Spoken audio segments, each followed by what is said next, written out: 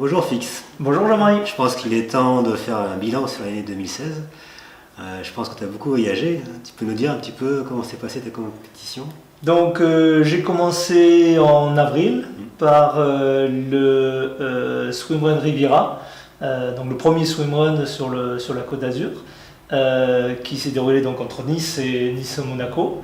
C'est un swimrun de point à point, dans la mer évidemment, qui utilise en grande partie le sentier douanier. Donc un petit peu technique mais pas trop, pas beaucoup de dénivelé. Quelques endroits quand même un petit peu techniques, des parties roulantes, et puis surtout une logique de parcours assez sympa. Donc évidemment, les Riviera, c'est magique, c'est très beau. Ah, c'est superbe, c'est symbolique, on rejoint vraiment, en fait, c'est le premier swimrun en réalité dans une principauté, donc je ne crois pas qu'il y en ait eu avant. Ça relie franchement les deux avec des paysages où on ne passe jamais à pied. D'accord. Et ensuite, tu as enchaîné, je pense. Voilà, j'ai enchaîné alors avec quelque chose de complètement différent, l'Amphiman en Belgique. Donc là, ça se trouve au sud de la Belgique, dans une série de lacs. Là, il faisait plus froid. C'est un parcours plus tortueux, avec une variété de terrain un peu plus de type forêt, et plus froid aussi. Et avec un petit peu moins de natation. À Riviera, il y a un pourcentage assez important de natation. D'accord. Et toi? Moi, j'ai commencé plus tard la saison que toi. Je ne comptais pas faire trop de swimrun cette année, mais je suis tombé sur le swimrun de la Côte Vermeille de Sylvain et Olivier. Et c'était une distance qui n'avait jamais été faite en France, donc près de 60 km, l'ultra. Et ça s'est fait en très peu de temps. Donc c'est un swimrun qui se déroule entre Cerbère, à la frontière espagnole, et Argelès. Et donc on traverse toute la côte, et puis on monte dans les falaises, on va même jusqu'à faire un trail jusqu'à un sommet, et on redescend. Et au final, ça m'a rappelé peut-être un petit peu les calanques. Donc du coup, j'ai pas hésité et j'y suis allé avec un ami qui savait pas trop nager, mais on l'a fait. On a fini. On a même monté sur la boîte, donc c'était super. Franchement, c'est le gros swimrun français d'après mon point de vue. Quoi. Avec pas mal de dénivelé alors. Oui, il y a pas mal de dénivelé. Parce que finalement, là, pour aller sur la plage, il faut vraiment descendre la falaise. Et à un moment donné, il faut aller à un sommet carrément. Donc effectivement, c'est assez technique et difficile. Pourtant, il y a plusieurs distances. Il n'y a pas moins de 4 distances, je crois. Donc, il y en a pour tout le monde. Et le fait de passer dans les ports de Port-Vendre, par exemple, de Collioure, au milieu de la foule, etc., c'est assez magique. Voir les gens qui nous regardaient un peu médusés, c'était quelque chose. D'accord. Moi, j'ai enchaîné après encore avec quelque chose de complètement différent pour changer. Donc, une des étapes de l'Otilo, de la série Otilo, donc les îles Scilly, qui se trouvent à la pointe sud de l'Angleterre, dans les Cornouailles. Première édition, du coup. Première édition. Pas facile d'accès pour voyager, c'est un petit peu toute une aventure déjà. Mais par contre, une petite archipel, un petit chapelet d'îles, assez engagé au niveau des natations. Un petit peu technique, mais avec très peu de dénivelé. Mais par contre, quelques sections de natation vraiment difficiles, avec du courant, du vent, des vagues, de la navigation un petit peu technique. Donc ça m'a bien plu. On reconnaît un petit peu la patte de Mats et Michael Lemmel, ceux qui détiennent le championnat du monde de l'Otilo finalement. Tout à fait. C'est vraiment du type raid, vraiment en pleine nature, dans des milieux sauvages, magnifique. Après ça, je suis retourné sur la terre et je suis retourné dans des lacs, quelque chose qui s'appelle l'Angleberries, de Love of Swimrun. C'est au Pays de Galles. Là, c'est une épreuve qui a la particularité d'avoir des catégories en binôme et aussi en solo. Moi, je l'ai fait en binôme, celle-là. Eau douce, on monte dans une carrière avec pas mal de dénivelé, quelques parties très techniques et le reste très roulant. Donc c'est vraiment un mélange intéressant. Et une très longue natation de plus de 2 km pour finir, donc qui avantage un peu les nageurs à la fin. Et d'ailleurs avec mon binôme, Maryse, on a fini second en mixte, en grande partie, parce qu'on a réussi dans la dernière section de natation à repasser pas mal de gens. Et est-ce que tu retrouves on va dire des coureurs de toutes les nations, ou c'est plutôt anglais? Comment c'est... Là, c'était plutôt britannique, ouais. C'était plutôt britannique, pas mal du Pays de Galles, un Belge, nous Français, c'est quand même plutôt britannique. Mais c'est vraiment un endroit super pour aller passer des vacances. D'accord. Et toi? Bah écoute, moi, c'est pareil, je comptais pas trop faire de swimrun après. Mais il se trouve qu'on avait invité, tu te souviens, Marie et Raph dans les Calanques, et qu'ils avaient l'intention de faire la Gravity Race à Annecy, la première fois qu'on nageait dans Annecy. Et ça me paraissait pas mal de voir ce que ça donnait un swimrun en milieu alpin. Donc du coup j'y suis allé et j'ai trouvé ça vraiment fabuleux comme environnement. Et par contre le trail, la partie trail est assez technique, donc il fallait monter jusqu'au verrier. Et beaucoup de gens n'étaient pas très à l'aise avec le technique. Moi, ça allait par rapport au Calanque, je veux dire, c'est au moins aussi technique. Et il fallait gérer à la fois un lac qui était un peu froid, et tout de suite après, il fallait remonter très fort dans la pente. Mais c'était vraiment un lieu fabuleux, avec des vues magnifiques, vues sur le lac et en hauteur. Donc, un swimrun alpin qui vaut vraiment le détour. Donc deux swimruns avec pas mal de dénivelé et pas mal de trails techniques. J'avoue que c'est ça qui m'attire, donc du coup j'ai tendance un petit peu à privilégier ça. Mais ça sera peut-être un petit peu différent à la fin de la saison, comme on le verra.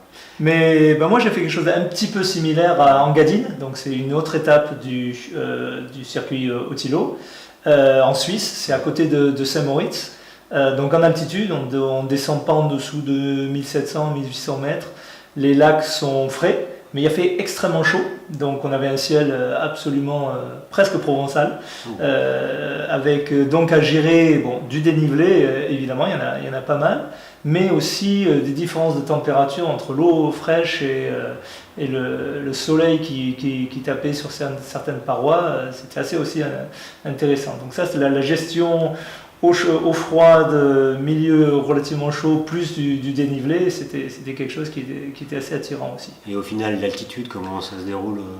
Moi, je ne l'ai pas tellement ressenti, honnêtement, peut-être parce qu'on a essayé de réguler notre allure dès le début, on a fini plus fort que ce qu'on est parti. Il faut savoir que la toute première partie d'Engadine, c'est un sentier monotrace. Et si on ne part pas dans les devants, on est ralenti. Nous, on était ralenti, et ce qui ne nous a pas gêné, au contraire, ça a régulé forcément notre allure, comme dans les trails.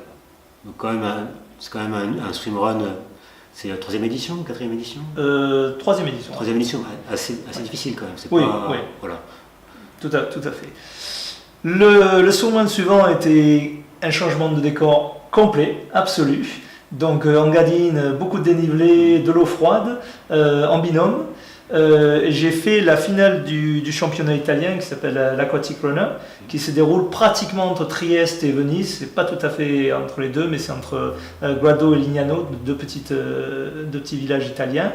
Et là, c'est dans la lagune, donc on court absolument exclusivement dans du sablier. Il y a peut-être 500 mètres au début sur du trottoir, c'est tout.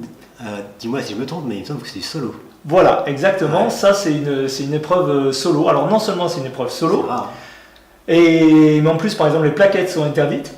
Ah ouais. Pourquoi? Parce qu'ils viennent du milieu nageur. Ouais. Et qu'ils estiment qu'au point de vue sécurité, comme l'eau est chaude, ils n'ont pas vraiment besoin d'avoir un binôme pour cela, et que les plaquettes avantagent trop les non-nageurs par rapport aux nageurs. Et effectivement, il y a une différence certaine de sensation avec ou sans plaquettes, et sur la fin, il y a 2 grosses portions de natation successives qui avantagent effectivement les nageurs, donc ça c'était assez récent. c'est de l'eau chaude, donc pour une fois, c'était agréable de courir sans combi et ainsi de suite. Et le fait que ça soit une épreuve solo rend une dynamique assez différente, qui a des avantages, mais aussi qui a des inconvénients. C'est-à-dire évidemment, il n'y a pas le partage, il n'y a pas s'occuper de son binôme, mais c'est vrai que là, on est un petit peu plus à fond. C'est la gestion solitaire de l'effort qu'on retrouve dans d'autres disciplines. Et ça m'a permis. Donc, j'ai fait une petite bataille avec un Autrichien que je connaissais absolument pas au début de la course, et quand on a fini la course, on a discuté, on était séparés de quelques secondes à l'arrivée, et il m'a proposé de faire une autre course avec lui. Donc là, c'était un peu l'avantage Pour trouver un binôme, c'est l'idéal, quoi. Exactement. On court en solo, on connaît personne, mais on finit avec des gens qui sont autour de soi, qui sont compatibles en vitesse de manière évidente. Donc ça m'a amené à ma dernière course de la saison. Avant de revenir à cette dernière course, au niveau de la culture du swimrun là-bas, en Italie, ça doit être un peu différent. C'est très différent. Quoi est différent? Alors, d'abord parce qu'ils ont commencé à faire du swimrun un peu indépendamment de l'Otilo, sans vraiment les écouter, sans vraiment les regarder, d'où leur circuit qui est essentiellement en solo. Et il y a des courses en binôme, par exemple le Cheers, qui est une course magnifique, mais ils se sont développés légèrement séparément, en parallèle, en partie parce qu'ils avaient une grosse histoire d'aquathlon.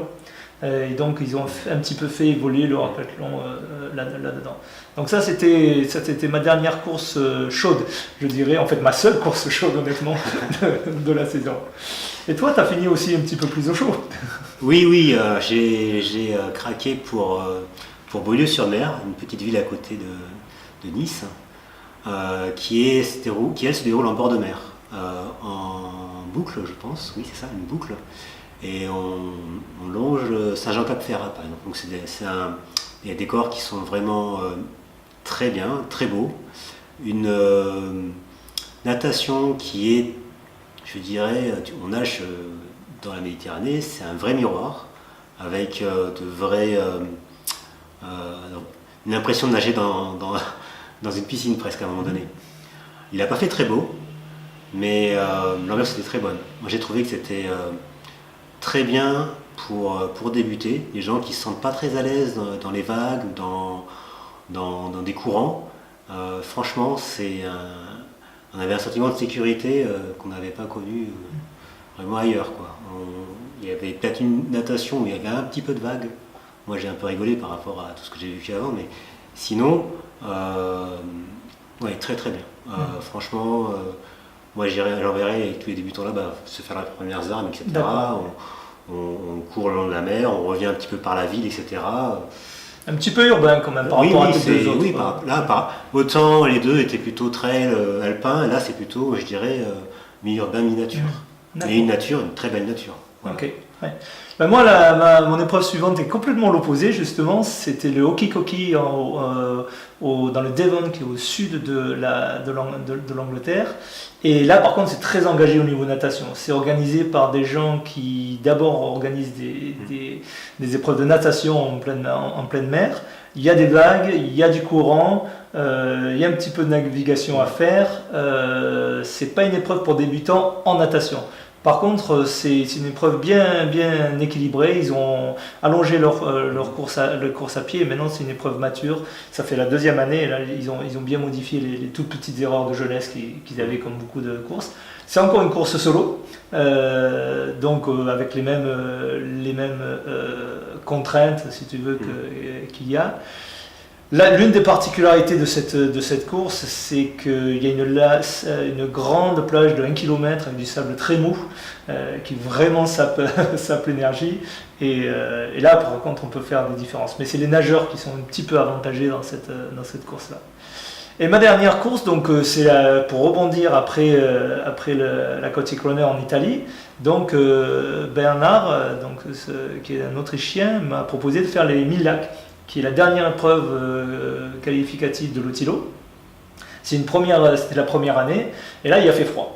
Donc ça se situe au nord de l'Allemagne, au nord-est de l'Allemagne, oui, tout à fait, au nord de Berlin, une région de forêt et de lacs, Je crois qu'ils disent qu'il y a 3000 lacs. Je ne sais pas combien il y en a, mais il y en a vraiment une multitude. Au moins 1000, d'après le. Voilà, d'après il y en a beaucoup, donc on va dire. Et là, par contre, il faisait pas chaud. Sur ma montre, j'ai enregistré maximum de 10 degrés, et dans l'eau et dans l'air. Donc on a vraiment eu à gérer beaucoup d'abandon en hypothermie. Voilà, il y a 66% des gens qui ont fini, et je pense que pratiquement tous ceux qui n'ont pas fini, c'était à cause de l'hypothermie. Quelques-uns qui n'ont pas passé les barrières horaires, mais sinon c'était... donc plat, dans les forêts, très, très joli. On a croisé des daims, par exemple, ou c'est des daims qui nous ont croisés, je suis pas sûr. Gestion un petit peu difficile pour mon partenaire du froid, mais une épreuve engagée quand même au niveau de la température. Vous n'allez pas faire d'erreur au niveau équipement, je pense que... Non, là, ceux qui sont partis avec le mauvais équipement, généralement, n'ont pas fini, honnêtement. Donc là, par exemple, c'est la première fois que je portais une cagoule de néoprène, alors que d'habitude, j'en porte jamais, et là, j'ai décidé d'en prendre une pour augmenter un petit peu la protection thermique. D'accord. Sachant que tu n'es pas friode à la base, ça va tout dire. Voilà. Donc je crois qu'on a eu une bonne saison 2016 de swimrun, donc plus d'une dizaine à tous les deux. Oui. Il faut rajouter les explorations que je fais aussi, mais bien sûr. Bon, c'est plus mon truc. Voilà. Donc voilà, c'est vraiment, moi j'ai pu tester les différentes natures de swimrun, et c'est rigolo de voir dans quelle direction va le swimrun, et ça prend des chemins un petit peu différents, un petit peu parallèles, et c'est ça qui fait le charme de swimrun, il y a de tout. Ouais, la diversité augmente, effectivement. Merci. Merci Jean-Marie.